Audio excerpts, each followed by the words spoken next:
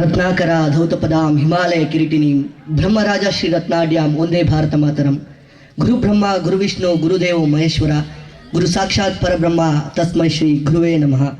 ವೇದಿಕೆಯ ಮೇಲೆ ಉಪಸ್ಥಿತಿರುವಂತಹ ಎಲ್ಲ ಗುರುಗಳಿಗೂ ನನ್ನ ಸಾಷ್ಟಾಂಗ ಪ್ರಣಾಮವನ್ನು ತಿಳಿಸ್ತಾ, ಹಾಗೆ ಕಾರ್ಯಕ್ರಮದಲ್ಲಿ ಕೇಂದ್ರ ಬಿಂದುಗಳಾಗಿ ಆಗಮಿಸಿರುವಂತಹ ನನ್ನೆಲ್ಲ ಸಹೋದರ ಸಹೋದರಿಯರೇ, ಹಳೆಬೇರು ಹೊಸ ಚಿಗುರು ಕೂಡಿರಲು ಮರಸೊಬಗು ಅನ್ನುವಂಥ ಒಂದು ಮಾತಿದೆ. ಹಳೆಯ ವಿದ್ಯಾರ್ಥಿಗಳು ಹೊಸ ವಿದ್ಯಾರ್ಥಿಗಳ ಸಂಗಮ, ಪವಿತ್ರ ನದಿಗಳು ಸಂಗಮಿಸುವಂಥ ಜಾಗ ಪುಣ್ಯಕ್ಷೇತ್ರ ಆಗುತ್ತೆ. ಅದೇ ರೀತಿಯಲ್ಲಿ ಈ ಒಂದು ನಮ್ಮ ಹಳೆಯ ವಿದ್ಯಾರ್ಥಿಗಳು ಹೊಸ ವಿದ್ಯಾರ್ಥಿಗಳು, ಹಳೆಯ ಮತ್ತು ಹೊಸ ಶಿಕ್ಷಕರ ಸಂಗಮ, ಈ ಸ್ಥಳ ಇವತ್ತು ಪವಿತ್ರ ಆಗಿದೆ ಅಂತ ಹೇಳಿದ್ರೆ ತಪ್ಪಾಗಲಾರ್ದು.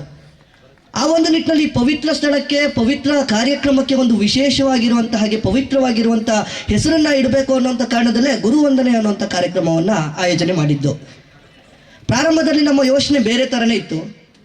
ಈ ಕಾರ್ಯಕ್ರಮ ನಾವೆಲ್ಲ ಪ್ಲಾನ್ ಮಾಡ್ತಾ ಮಾಡ್ತಾ ಆ ಕಾರ್ಯಕ್ರಮದ ಸ್ವರೂಪನೇ ಬದಲಾಯಿತು. ಸಾಮಾನ್ಯವಾಗಿ ಮಿಡಲ್ ಸ್ಕೂಲ್ ಆಗಿರ್ಬೋದು, ಹೈಸ್ಕೂಲ್ ಆಗಿರ್ಬೋದು, ಅಲ್ಲಿಯ ನೆನಪುಗಳು, ಅಲ್ಲಿಯ ಶಿಕ್ಷಕರು, ಅಲ್ಲಿನ ವಾತಾವರಣ ನಮ್ಗೆಲ್ರಿಗೂ ಬಹಳ ಕಾಡ್ತಾ ಇರುತ್ತೆ. ಈ ನೆನಪು, ಕಾಲೇಜಿನ ನೆನಪು ಕಾಡ್ತಾ ಇದೆ. ಯಾಕೆ ಅಂತ ಹೇಳಿದ್ರೆ ಹೈಸ್ಕೂಲ್ಗೂ ಮಿಡಲ್ ಸ್ಕೂಲ್ಗೂ ನಮ್ಮ ಆಲ್ದೂರು PUC ಕಾಲೇಜ್ಗೂ ಯಾವುದೇ ರೀತಿಯ ವ್ಯತ್ಯಾಸ ಇರಲಿಲ್ಲ. ಬೆಳಗ್ಗೆ 10 ಗಂಟೆಗೆ ಪ್ರಾರಂಭ ಆದರೆ 4 ಗಂಟೆಗೆ ಮುಗಿತಿತ್ತು. ಆ ಬೇಲಿ ದಾಟಬೇಕು ಅಂದ್ರೆ ಯೋಚನೆ ಮಾಡ್ತಿದ್ವು. ಬೇಲಿಲಿ ತಂತಿ ಇಲ್ಲ ಅಂದರೂ ಕೂಡ ನಮ್ಗನ್ನು ಹಾರಬೇಕು ಅಂದರೆ ಭಯ ಆಗ್ತಿತ್ತು. ಆ ತಂತಿ ಬೇಲಿಯಾಗಿ ನಮ್ಮ ಶಿಕ್ಷಕರಿದ್ದರು. ಆ ತಂತಿ ಬೇಲಿಗಳಲ್ಲೂ ಕೂಡ ಕಣ್ಣಿತ್ತು ಅಂತ ನಂಗೆ ಅನಿಸುತ್ತೆ. ಕಾಪಿ ರೈಟಿಂಗ್ ಬರೆಯೋದಾಗಿರ್ಬೋದು, ಬೋರ್ಡ್ ಮೇಲೆ ಮಾತಾಡೋದ್ರ ಹೆಸರು ಬರೆಯೋದಾಗಿರ್ಬೋದು, ಇದು ಕಾಲೇಜಲ್ಲೂ ಕೂಡ ಮುಂದುವರಿತು. ನಮ್ಗೆಲ್ರಿಗೂ ಸಿನಿಮಾದಲ್ಲಿ ಕಾಲೇಜು ಅನ್ನೋಂದ್ರೆ ಏನೋ ಅನ್ನೊಂದು ಭಾವನೆ ಇತ್ತು. ಕಾಲೇಜ್ ಮೆಟ್ಲು ಹತ್ತೋದು ಅಂತ ಹೇಳಿದ್ರೆ ನಮ್ಗೆಲ್ರಿಗೂ ಏನೋ ಒಂಥರ ಭಾವನೆ ಇತ್ತು. ಪುಸ್ತಕವನ್ನು ಕೈ ಬೆರಳಿನಲ್ಲಿ ತಿರುಗಿಸ್ತಾ ಬರೋದು, ಸಿನಿಮಾಕ್ಕೆ ಹೋಗೋದು, ಮಧ್ಯಾಹ್ನಕ್ಕೆ ಬಿಡ್ತಾರೆ ಎಲ್ಲಾದರೂ ಪೋಲಿ ಅಲೆಯೋಕ್ಕೆ ಹೋಗೋದು ಅನ್ನೋಂಥ ಭಾವನೆ ನಮ್ಗೆಲ್ರಿಗೂ ಇತ್ತು. ಕಾಲೇಜಿಗೆ ಬಂದಾದ್ಮೇಲೆ ನಂತ ಗೊತ್ತಾಗಿದ್ದು PUC ಕಾಲೇಜ್ ಅಂದರೆ ಇದಲ್ಲ ಅಂತೇಳಿ. ಬಹುಶಃ ನಾವು ಚಿಕ್ಕಮಂಗ್ಳೂರಿಗೆ ಹೋಗಿದ್ರೆ ಕಾಲೇಜಿನ ಅರ್ಥ, ಸಿನಿಮಾದಲ್ಲಿ ತೋರಿಸುವಂಥ ಕಾಲೇಜ್ ಏನು ಅನ್ನೋಂಥದ್ದು ಚಿಕ್ಕಮಂಗ್ಳೂರಿಗೆ ಹೋಗಿದ್ರೆ ಗೊತ್ತಾಗ್ತಿತ್ತು. ಚಿಕ್ಕಮಂಗ್ಳೂರಿಗೂ ಆಲ್ದೂರು ಕಾಲೇಜ್ಗೂ ಬಹಳಷ್ಟು ವ್ಯತ್ಯಾಸ ಇದೆ. ಎಲ್ಲರೂ ಕೂಡ ಇವತ್ತಿನ ಮಕ್ಕಳು ಶಾಲೆಗೆ ಹೋಗ್ಬೇಕು, ಕಾಲೇಜಿಗೆ ಹೋಗಬೇಕು ಅಂತ ಹೇಳಿದ್ರೆ ಫಸ್ಟ್ ಪ್ರಿಫರೆನ್ಸ್ನ ಚಿಕ್ಕಮಂಗ್ಳೂರಿಗೆ ಕೊಡ್ತಾರೆ. ಅಲ್ಲೇನು ಭಾಳ ವ್ಯತ್ಯಾಸ ಇಲ್ಲ ಆಲ್ದೂರು ಕಾಲೇಜ್ಗೂ ಅಲ್ಲಿಗೂ. ರತ್ನಗಿರಿ ಬೋರಲ್ಲಿರುವಂಥ ಎಲ್ಲ ಮರಗಳು, ಎಷ್ಟು ಮರಗಳಿದ್ವು ಅಂತ ಸರ್ವೆ ಮಾಡ್ತಿದ್ವಿ. ಫಿಲ್ಮ್ ರಿಲೀಸ್ ಆದ ತಕ್ಷಣ ಫಸ್ಟ್ ಶೋ ಅಲ್ಲಿ ಫಸ್ಟ್ ಟಿಕೆಟ್ ಕೊಟ್ಟು ಹೋಗ್ತಾ ಇದ್ವಿ. ಹೆಚ್ಚು ಅಂದರೆ ಬಸ್ ಸ್ಟ್ಯಾಂಡಲ್ಲಿ ಒಂದು 10 ಜನ ಹುಡುಗಿಯರು ಜಾಸ್ತಿ ನೋಡ್ಬೋದಿತ್ತೇನೋ ಅಷ್ಟೇ. ಆದರೆ ಆಲ್ದೂರು ಕಾಲೇಜಿಗೆ ಬಂದಾಗ ಶಿಕ್ಷಣ ವ್ಯವಸ್ಥೆ ಒಳಗಡೆ ಏನಿರಬೇಕು, ಶಿಕ್ಷಣ ಇರಬೇಕು. ಆ ಶಿಕ್ಷಣವನ್ನು ನೀಡುವಂಥ ಕೆಲಸವನ್ನು ನಮ್ಮ ಗುರುಗಳು ಮಾಡಿದರು.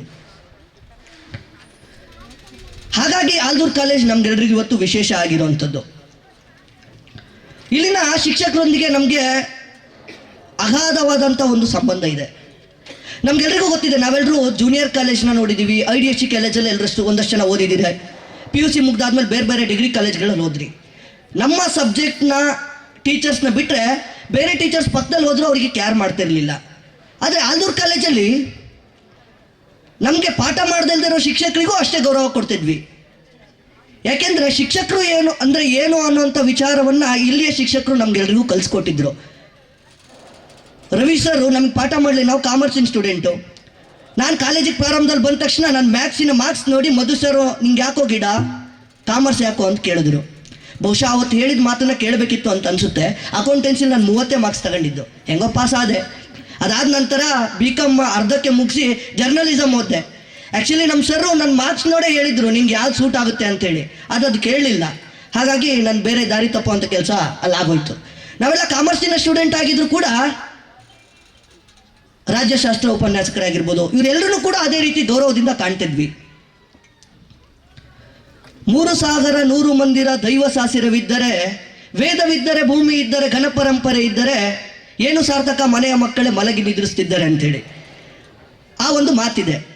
ಅದೇ ರೀತಿ ಶಿಕ್ಷಣ ವ್ಯವಸ್ಥೆ ಒಳಗಡೆ ನಾವು ಬಂದಾಗ ಒಂದು ಅದೇ ರೀತಿಯಾದ ವಾಕ್ಯ ಇದೆ. ದೊಡ್ಡ ಕಟ್ಟಡ, ಅಂದದ ಬೆಂಚು, ಸ್ಟಾಫ್ ರೂಮು, ತುಂಬ ಟೀಚರ್ಸ್ ಇದ್ದರೆ, ಕೆಮಿಸ್ಟ್ರಿ ಲ್ಯಾಬು, ಸ್ಪೋರ್ಟ್ಸ್ ಫೀಲ್ಡು, ಗ್ರಂಥಾಲಯ ತುಂಬ ಪುಸ್ತಕವಿದ್ದರೆ, ಏನು ಸಾರ್ಥಕ ವಿದ್ಯಾರ್ಥಿಗಳಿಗೆ ಕಲಿಯುವ ಛಲವಿಲ್ಲದಿದ್ದರೆ, ಏನು ಸಾರ್ಥಕ ಕಲಿಸುವ ಶಿಕ್ಷಕರಲ್ಲಿ ಇದೊಂದು ಸರ್ಕಾರಿ ಉದ್ಯೋಗ ಅನ್ನುವಂಥ ಮನಸ್ಥಿತಿ ಇಲ್ಲದಿದ್ದರೆ, ಶಿಕ್ಷಕರು ಅಂತ ಹೇಳಿದ್ರೆ ನಮಗೆಲ್ರಿಗೂ ಅನಿಸುತ್ತೆ ಅವರು ಯಾವುದೋ ಒಂದು ಸರ್ಕಾರಿ ಸಂಬಳವನ್ನು ತೆಗೆದುಕೊಂಡು ಇವತ್ತು ಟೀಚಿಂಗ್ ಮಾಡೋಕ್ಕೆ ಬರ್ತಾರೆ ಅಂಥೇಳಿ.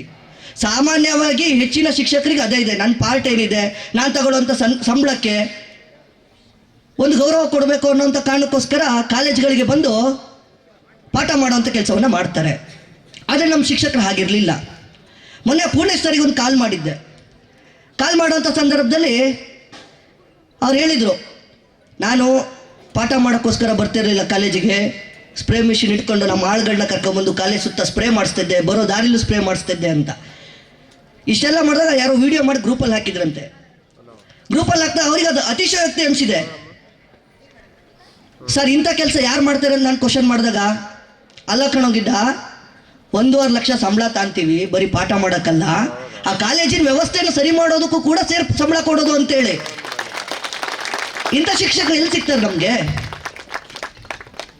ಸಹಜವಾಗಿ ನಾವೆಲ್ಲರೂ ಕೂಡ ಗೆಟ್ ಟುಗೆದರ್ ಮಾಡುವಂಥ ಸಂದರ್ಭದಲ್ಲಿ ನಮ್ಗೆ ಅನಿಸುತ್ತೆ, ಎಲ್ಲ ವಿದ್ಯಾರ್ಥಿಗಳು, ಆಯಾ ಬ್ಯಾಚಿನ ವಿದ್ಯಾರ್ಥಿಗಳು ಯಾವುದೋ ಹೋಮ್ ಸ್ಟೇಯಲ್ಲಿ ಅಥವಾ ಯಾವುದೋ ರೆಸಾರ್ಟ್ನಲ್ಲಿ ಇವತ್ತು ಸೇರ್ಕೊಳ್ತಿದ್ದಾರೆ, ಲಕ್ಷ ಲಕ್ಷ ಹಣವನ್ನು ವ್ಯತ್ಯಯ ಮಾಡ್ತಿದ್ದಾರೆ.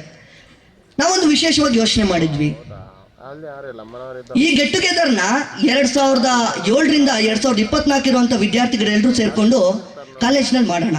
ಕೇವಲ ವಿದ್ಯಾರ್ಥಿಗಳಷ್ಟೇ ಸೇರ್ಕೊಳ್ಳೋದಲ್ಲ, ಬದಲಾಗಿ ಗುರುಗಳನ್ನ ಸೇರಿಸಿ ಅವ್ರಿಗೂ ಕೂಡ ಒಂದು ಅಭಿನಂದನೆ ತಿಳಿಸೋಣ ಅಂಥೇಳಿ.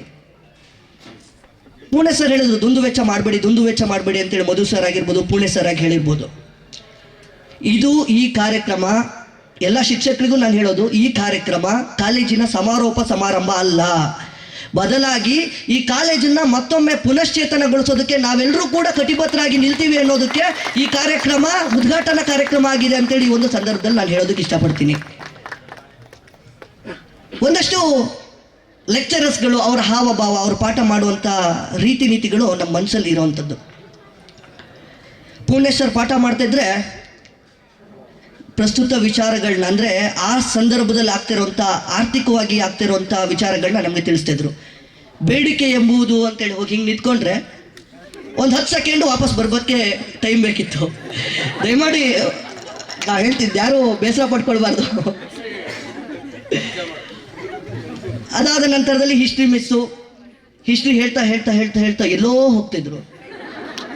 ಸಡನ್ ಆಗಿ ನೆನಪಾಗಿ what ever it may be ಅಂಥೇಳಿ ಮತ್ತೆ ವಾಪಸ್ ಬರ್ತಿದ್ರು.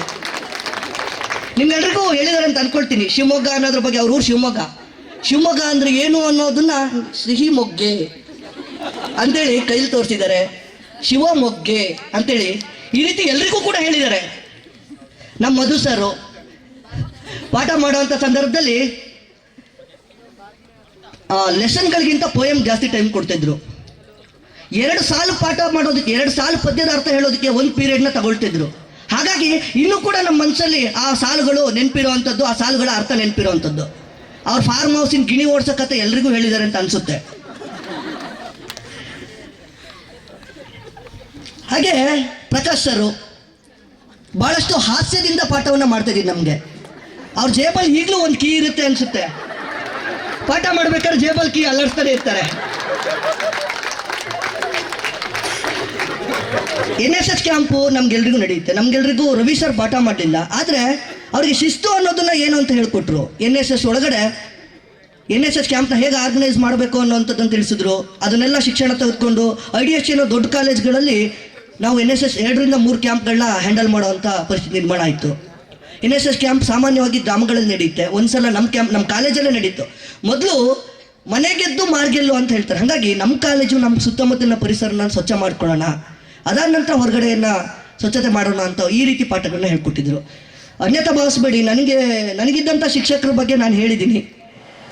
ನಮ್ಮ ಪ್ರಾಂಶುಪಾಲರು ಕೂಡ ಅಷ್ಟೇ, ಅವ್ರ ಮೇಲೆ ಭಾಳ ಗೌರವ.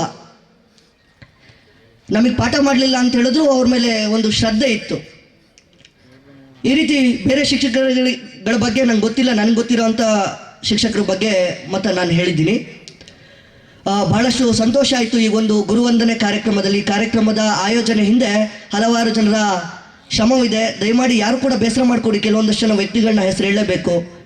ನಮ್ಮ ಅವಿನಾಶ್ ಅವರು, ನಾವೆಲ್ಲರೂ ಕೂಡ ಕಾರ್ಯಕ್ರಮ ಮಾಡಬೇಕು ಅಂತೇಳಿ ಯೋಚನೆ ಮಾಡಿದಾಗ ಅಯ್ಯೋ ಯಾಕಪ್ಪ ಇಷ್ಟೊಂದು ರಿಸ್ಕು ಅಂತ ಅನಿಸ್ತು. ಆದರೆ ಬೆನ್ನು ಬಿದ್ದಿದ್ದು ಅವಿನಾಶ್. ನಾವು ಯಾರು ಕಾಲೇಜಿಗೆ ಬರ್ದಿಲ್ಲ ಅಂತ ಸಂದರ್ಭದಲ್ಲಿ ಕಾಲೇಜಿಗೆ ಅವರೇ ಒಂದಷ್ಟು ಜನ ಹುಡುಗರುಗಳು ಸೇರ್ಕೊಂಡು ಪೇಂಟ್ ಮಾಡಿಕೊಟ್ಟು ಮೇಲ್ಗಡೆ ಶೀಟ್ ಎಲ್ಲ ಹಾಕ್ಕೊಟ್ರಂತೆ. ಹಿಸ್ಟ್ರಿ ಮಿಸ್ ಮೊನ್ನೆ ವಿಡಿಯೋ ಮಾಡಿದ್ರೆ ತಿಳಿಸ್ಕೊಟ್ರು. ಅವರೆಲ್ಲರೂ ನಮಗೆ ಇವತ್ತು ಮಾದರಿ. ಅವಿನಾಶ್ ಆಗಿರ್ಬೋದು, ಶರತ್ ಆಗಿರ್ಬೋದು, ಚೇತನ್ ಆಗಿರ್ಬೋದು, ನಿಯತ್ ಆಗಿರ್ಬೋದು, ಸಂಗೀತ ಅವರಾಗಿರ್ಬೋದು, ಇನ್ನೂ ಹಲವು ಜನ. ದಯಮಾಡಿ ಯಾರು ಬೇಸರ ಮಾಡ್ಕೋಬೇಡಿ ಹೆಸರು ಮರ್ತೋಗಿದ್ರೆ. ಇವರೆಲ್ಲರೂ ಕೂಡ ಶ್ರಮಪಟ್ಟು ಈ ಒಂದು ಕಾರ್ಯಕ್ರಮವನ್ನು ಆಯೋಜನೆ ಮಾಡಿದ್ವಿ. ಕಾರ್ಯಕ್ರಮ ಯಶಸ್ವಿಯಿಂದ ನಡೆಯುತ್ತೆ ಅನ್ನೋಂಥ ಭಾವನೆ ಕೂಡ ನಮಗಿದೆ. ಈ ಗುರುವಂದನೆ ಕಾರ್ಯಕ್ರಮದಲ್ಲಿ ನಾವೆಲ್ಲರೂ ಒಂದು ಪಣ ತೊಡಬೇಕು. ಆಲ್ದೂರಿನಲ್ಲಿ ಬಹಳಷ್ಟು ದೊಡ್ಡ ದೊಡ್ಡ ಘಟನೆಗಳು, ರಾಜ್ಯ ಮಟ್ಟದಲ್ಲಿ ನಡೆಯುವಂಥ ಘಟನೆಗಳು ನಡೆಯುತ್ತೆ. ಆದರೆ ಇರೋ ಒಂದೇ ಒಂದು ಕಾಲೇಜನ್ನು ನಾವೆಲ್ಲರೂ ಕೂಡ ಉಳಿಸೋದಕ್ಕೆ ಯಾರು ಯೋಚನೆ ಮಾಡ್ತಿಲ್ಲ. ಹಾಗಾಗಿ ನಾವು ಓಲ್ಡ್ ಸ್ಟೂಡೆಂಟ್ ಯೂನಿಯನ್ನ ಒಂದು ಪ್ರಾರಂಭ ಮಾಡಬೇಕು ಅಂತಿದ್ದೀವಿ. ಆ ಮೂಲಕ ನಮ್ಮ ಮನೆಯಲ್ಲಿರುವಂಥ ನಮ್ಮ ಸಂಬಂಧಿಕರ ಮಕ್ಕಳುಗಳನ್ನ ಆಲ್ದೂರು ಕಾಲೇಜಿಗೆ ಸೇರಿಸಬೇಕು ಅನ್ನೋಂಥ ಒಂದು ಮನವಿಯನ್ನು ಮಾಡಬೇಕು. ಹಾಗೆ ಕಾಲೇಜಿನ ಅಭಿವೃದ್ಧಿ ಮಾಡೋ ನಿಟ್ಟಿನಲ್ಲಿ ನಿಮ್ಗೆಲ್ರಿಗೂ ಅನ್ನಿಸ್ತಲ್ವಾ, ನಮ್ಮ ಕಾಲೇಜ್ ನಾವು ಬಂದ ತಕ್ಷಣ ನಾವಿದ್ದಾಗ ಹೆಂಗೋ ಇತ್ತು, ಇವಾಗ ಯಾವುದೋ ಪರಿಸ್ಥಿತಿಗೆ ಬಂದಿದ್ದು ಅಂತ ಎಲ್ರಿಗೂ ಅನಿಸಿದೆ. ಈಗ ಅನಿಸ್ಬೇಕು ಅಂತಲೇ ಕಾಲೇಜಲ್ಲಿ ಕಾರ್ಯಕ್ರಮನ ಮಾಡಿದ್ದು. ಈಗ ಅನ್ಸಿದ್ಮೇಲೆ ಬರೀ ಅನ್ಸ್ಕೊಂಡು ಹೋಗಬೇಡಿ, ಏನಾದರೂ ಮಾಡಬೇಕು ಅಂತೇಳಿ ನಿಮ್ಮ ಸಜೆಷನ್ಸ್ ಏನಿದೆ ದಯಮಾಡಿ ಎಲ್ಲರೂ ಕೂಡ ತಿಳಿಸಿ. ಓಲ್ಡ್ ಸ್ಟೂಡೆಂಟ್ ಯೂನಿಯನ್ನ ಮಾಡೋಣ. ಈ ಒಂದು ಕಾರ್ಯಕ್ರಮ ಅದಕ್ಕೆ ನಾಂದಿ ಹಾಡಬೇಕು ಅಂತ ಈ ಒಂದು ಸಂದರ್ಭದಲ್ಲಿ ನನ್ನ ಪ್ರಾಸ್ತಾವಿಕ ಮಾತುಗಳನ್ನ ಮುಗಿಸ್ತೀನಿ. ಜೈ ಹಿಂದ್, ಜೈ ಭಾರತ ಮಾತಾ.